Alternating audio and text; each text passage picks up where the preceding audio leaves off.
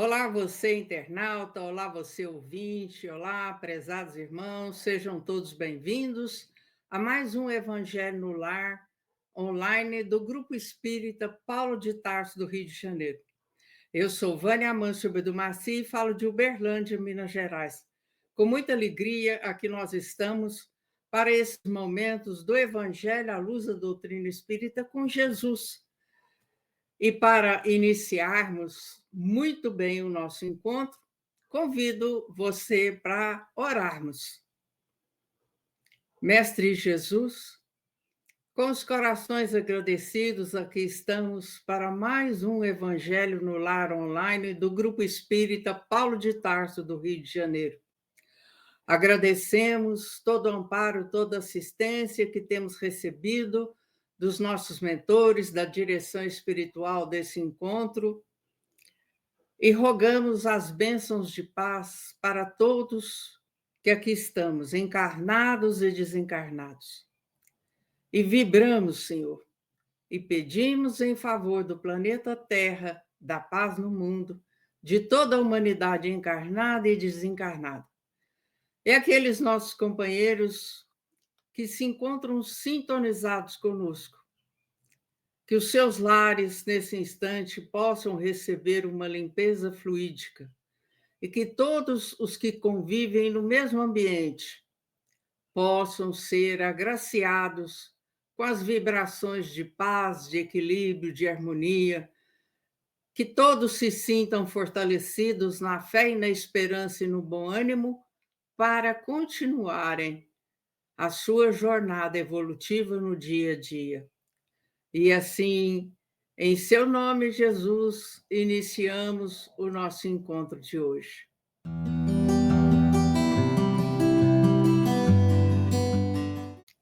E nós vamos passar a palavra para a nossa querida Norma, que vai fazer a sequência do capítulo 13, Instruções dos Espíritos, o item 13. É com você, Norminha. Ok, querida Vânia. Então, queridos irmãos, que sejam de paz os nossos pensamentos, os nossos sentimentos, para mergulharmos nesse estudo do Evangelho de hoje, né? Do item 13, como a Vânia anunciou. Essa mensagem, desculpem, ela é profunda, muito linda, né? E nos foi trazida por Cáritas, martirizada em Roma. É uma mensagem de Leão, 1861. E inicia assim: chamo-me Caridade, e sou a rota principal que conduz a Deus. Segui-me, porque sou o objetivo a que todos deveis visar.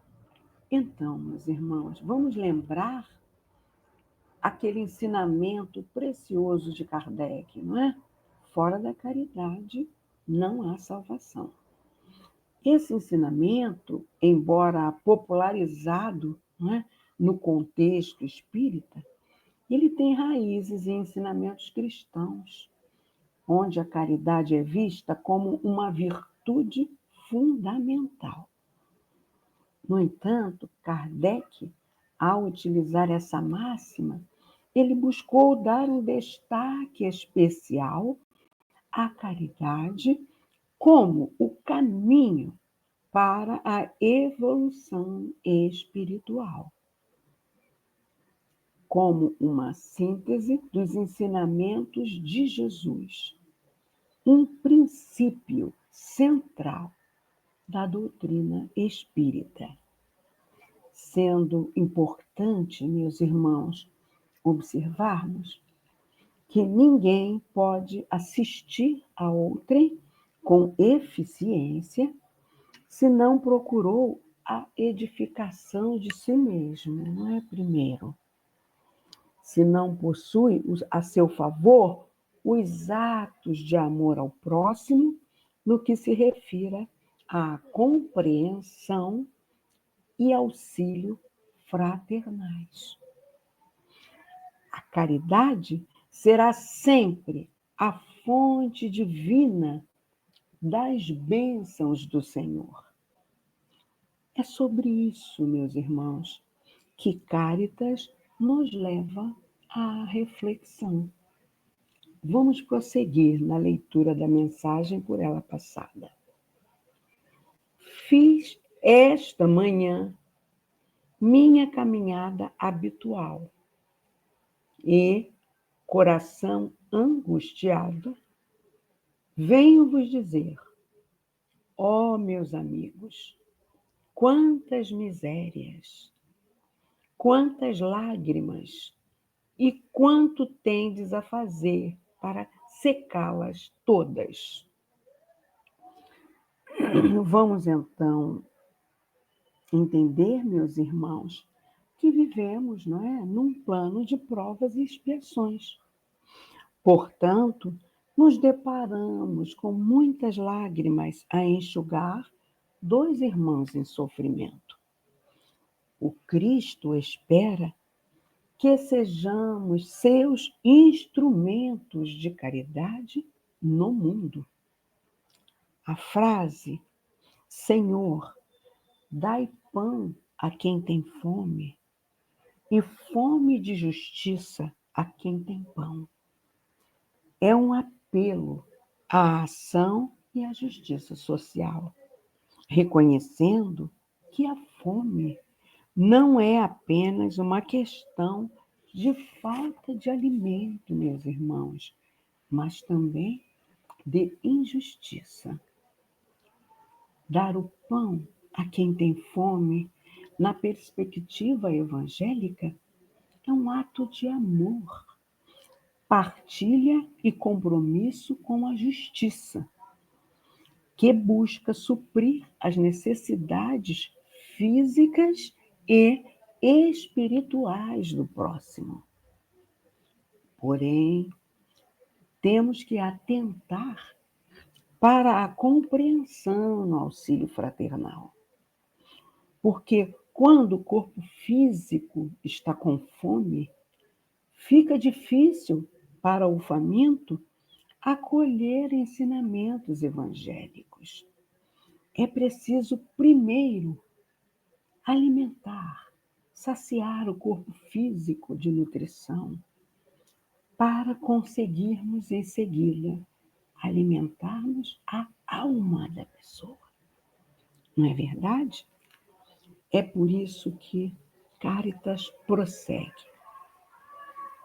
Inutilmente procuro consolar as pobres mães, dizendo-lhes ao ouvido: coragem, há bons corações que velam sobre vós. Não sereis abandonadas. Paciência. Deus está aí. Sois suas amadas. Sois suas eleitas. Ora, meus irmãos, afinal, Deus não esquece nenhum de seus filhos, não é verdade? E prossegue ela. Elas pareciam me ouvir e voltavam para meu lado grandes olhos ansiosos. Eu lia sobre seus pobres rostos que seu corpo, esse tirano do espírito, tinha fome e que, se minhas palavras lhes serenavam um pouco o coração, não enchiam seu estômago. Eu repetia ainda: coragem, coragem. Então, uma pobre mãe, muito jovem, que amamentava uma criancinha, tomou-a nos braços e a estendeu no espaço vazio, como a me pedir para proteger esse pobre e pequeno ser que não tomava num seio estéril senão um alimento insuficiente. Meus irmãos, vamos lembrar que o nosso querido Chico nos disse que a prece de uma mãe arromba as portas do céu. Então, elas não vão estar sozinhas, porque o Pai, que é misericordioso, vai enviar os instrumentos que façam chegar até elas na matéria o de que estiverem necessitando seus filhos e elas próprias, na verdade? Então, vamos lembrar que o pão partido e preparado para ser comido é o sinal daquilo que foi Jesus em toda a sua vida. Lembram quando ele disse: esse é o meu corpo que é dado por vós? E ele imolou-se na cruz para nos alimentarmos de fé e de esperança. A partilha do alimento abre os corações, aproxima as pessoas e cria comunhão entre elas. A partilha do alimento com quem tem fome é parte da caridade aprendida de Jesus, que teve pena da multidão faminta e fez o milagre da partilha do pão e do peixe com aquela multidão que ali estavam para alimentarem-se da alma com ele. Não é verdade? Bom, Emmanuel nos diz, meus irmãos, numa passagem do capítulo Caridade Essencial, capítulo 110 do livro Vinhos de Luz, trouxe um pequeno trecho da fala dele. Antes, porém, da caridade, que se manifesta exteriormente nos variados setores da vida, pratiquemos a caridade essencial, sem o que não poderemos efetuar a edificação e a redenção de nós mesmos. Trata-se, então, da caridade de pensarmos, falarmos e agirmos segundo os ensinamentos do Divino Mestre no Evangelho. E quando a gente conseguir atingir esta plenitude, nós poderemos falar o que disse Paulo aos Gálatas: logo, já não sou eu quem vive, mas o Cristo que vive em mim. É isso, queridos irmãos.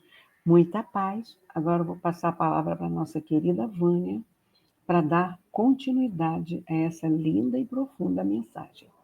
A palavra é sua, querida Vânia. Olá, meus irmãos. Então, vamos dar sequência à mensagem do Espírito Caridade, ou Caritas em latim. Vi em outros locais, meus amigos, pobres velhos sem trabalho e quase sem abrigo, vítimas de todos os sofrimentos da penúria e envergonhados de sua miséria, sem ousarem, já que nunca mendigaram, implorar a piedade dos transeuntes. Com o coração cheio de compaixão, eu, que nada tenho, me fiz mendiga para eles e vou por toda parte estimular a beneficência e inspirar bons pensamentos aos corações generosos e compassivos. Então, embora essa mensagem nos tenha chegado de 1861, ela, em realidade, antecede esse ano, pois nós sabemos a época de dificuldades neste século XIX, não é? E Caritas, então, diz que em outros lugares ela viu velhos desamparados, sem trabalho, sem abrigo, quase sem abrigo, e aquelas criaturas todas que estavam em condição de miséria, de penúria, de extrema necessidade, mas que não ousavam mendigar pedir ou implorar a piedade daqueles que passavam pelas ruas. Muitos poderão dizer: ah, mas vergonha de pedir quando está precisando? Sim, porque é de longa data, muitas vezes, né? A criatura tem aquele sentimento de honra que às vezes se confunde um pouco com orgulho, é verdade, mas há aqueles que têm timidez. Por quê? Aquela situação não é aquela que eles desejam, a que eles gostariam. Na verdade, se eles tivessem o trabalho, eles poderiam. Nós vemos que é preciso estender esse coração compassivo, né, para que nós possamos sair da inércia e da acomodação para ir ao encontro desses que estão sofrendo ao relento, ainda mais nesse período de frio, né, de queda de temperatura, principalmente à noite. Então, Cárita, como ela não tinha recursos materiais para ajudá-los, ela ia inspirar bons pensamentos nos corações generosos que pudessem atender aquela sugestão que ela estava passando de haver pessoas necessitadas de alimento, de agasalho, não? E aqui, então, e assim, então, ela diz que em vários lugares há aquelas criaturas tão infelizes que moram em choupanas, né? Casas pobremente construídas, onde falta o pão, o fogão estão sem lenha e sem luz, sem calor, e as camas, os leitos sem coberta, né? E ela diz que não é preciso dizer, ela afirma que não é preciso dizer o que nós devemos fazer, que cada um tenha a iniciativa própria, ou seja, proativo, isto é, que haja em favor daqueles que pouco ou nada têm. Porque nós temos por dever moral em nossa consciência de auxiliar aqueles que estão passando dificuldades maiores do que as nossas. Se eu vos ditasse a linha de conduta, olha que importante, nenhum mérito vos traria a vossa boa ação.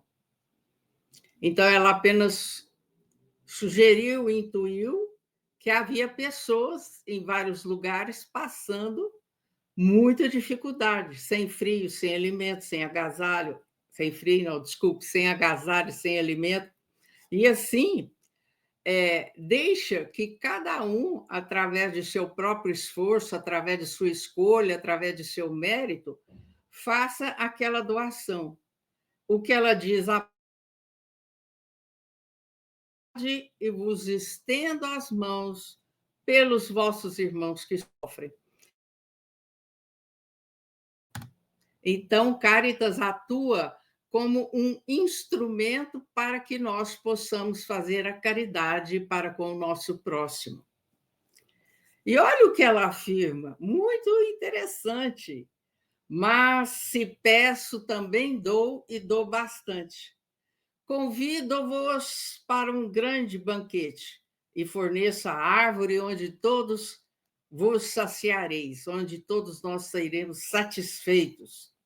Vede quanto é bela, como está carregada de flores e de frutos. Ide, colhei, apanhai todos os frutos dessa linda árvore que se chama beneficência. O que é beneficência? É a ciência de fazer o bem, é a prática da caridade.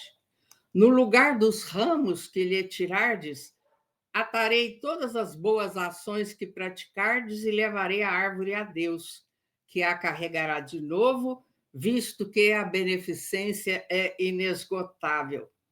Acompanhai-me, pois, meus amigos, a fim de que vos conte entre os que se recrutam sob a minha bandeira. Nada temais, eu vos conduzirei pelo caminho da salvação, porque sou a caridade.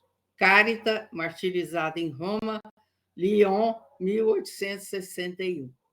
Então, qual é a doação maior de Caritas em nosso favor?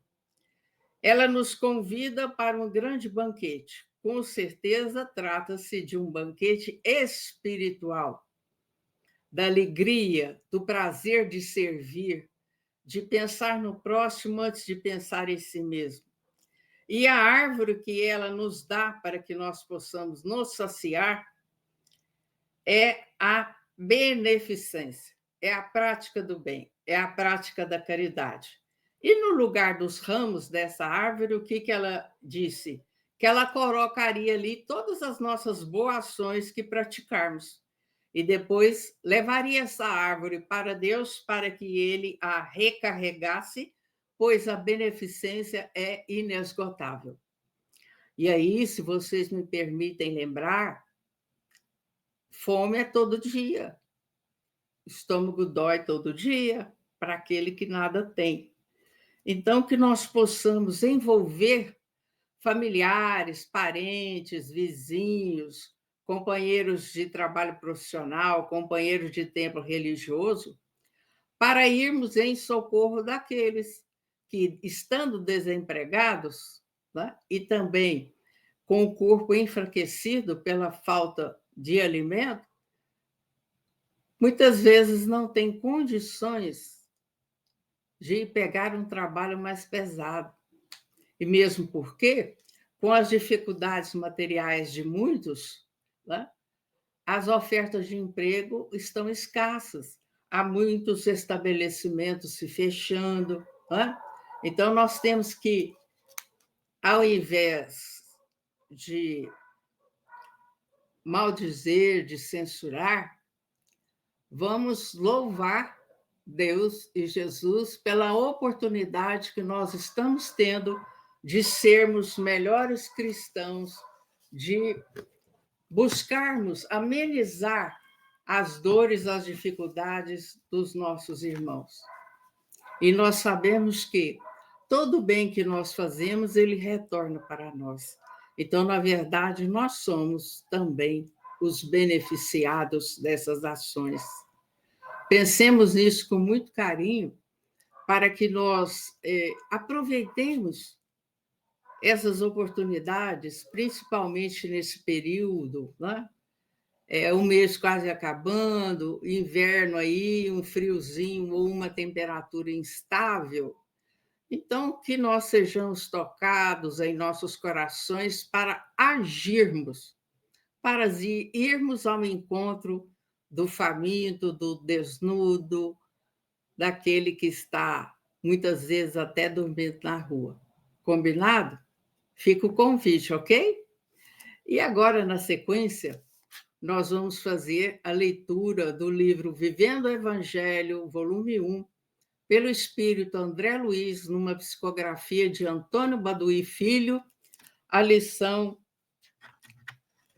164, Teu Encontro. O que será esse encontro de que André Luiz nos fala? Vamos ouvir? Essa mensagem de André Luiz se refere ao item 13 do capítulo 13, que nós acabamos de ler. Essa mensagem de Cárita. Encontraste famílias ao relento,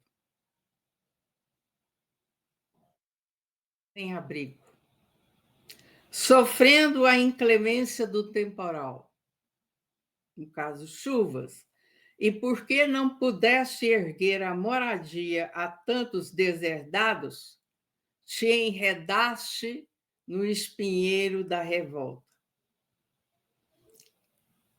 Encontrastes velhos solitários, gemendo no catre, no leito, na cama da agonia, e porque não pudeste socorrer a tanto infortúnio, a tanto sofrimento, a tanta miséria, mergulhaste no clima de intolerância. Encontraste bebês doentes, contorcendo-se no colo de mães aflitas, e porque não pudeste aliviar a dor de tantos enfermos, te fechaste no silêncio da amargura. Encontraste mendigos cobertos de feridas, rogando o favor da esmola, e porque não pudeste resolver tanta miséria, te envolveste no manto da indignação. Encontraste crianças sem lar, vagando pelas ruas, entre perigos e lágrimas, e porque não pudeste evitar tanto abandono, acendeste a fogueira da tortura. Encontraste maltrapilhos, tremendo de frio no inverno rigoroso, e porque não pudeste obter agasalho suficiente para tanta nudez, te atiraste ao abismo da raiva. Encontraste famintos trôpegos, suplicando pedaço de pão, e porque não pudeste dispor de alimento para tanta fome, te escondeste na sombra do desespero. Encontraste infelizes sem recursos, implorando de porta em porta a migalha de apoio, e porque não pudeste atender a tanta necessidade, sucumbiste à explosão de cólera. Em todas essas situações, ou em todos esses nossos encontros, André Luiz coloca o seguinte: reações despropositadas diante do sentimento de impotência que a penúria desperta. Quase sempre são disfarces para fugir ao compromisso de ajuda ao próximo. Não tenhais a pretensão de fazer tudo a todos. Nos caminhos da caridade, não tem importância realizar muito ou pouco. O que importa é a iniciativa determinada em favor de alguém. Teu encontro com a dor alheia é também o encontro com Cristo, que ali está à tua espera, a fim de que te movimentes no socorro providencial. Faze o que puderes, e Jesus multiplicará teu gesto de amor. Uau! Vocês viram? Qual é o nosso encontro? Nosso encontro é com Jesus. E através de nós, ele multiplicará o nosso gesto. Olha que coisa linda. Dois aspectos muito importantes para a nossa reflexão depois da leitura. André Luiz nos coloca, nos desnuda, a situação de famílias, aí dentro das famílias, os velhos, os idosos, os bebês, as mães aflitas, os mendigos, as crianças sem lar, os maltrapilhos, os famintos, ofegantes, cansados de suplicar o pão de porta em porta, né? Aqueles infelizes todos buscando recursos. E ele relaciona as nossas reações infelizes. Olha aí. Revolta, intolerância, amargura, indignação, tortura, raiva, desespero e cólera. Por quê? Porque você se sentiu atingido por não poder ajudar todos aqueles que lhe pedem ajuda. E André Luiz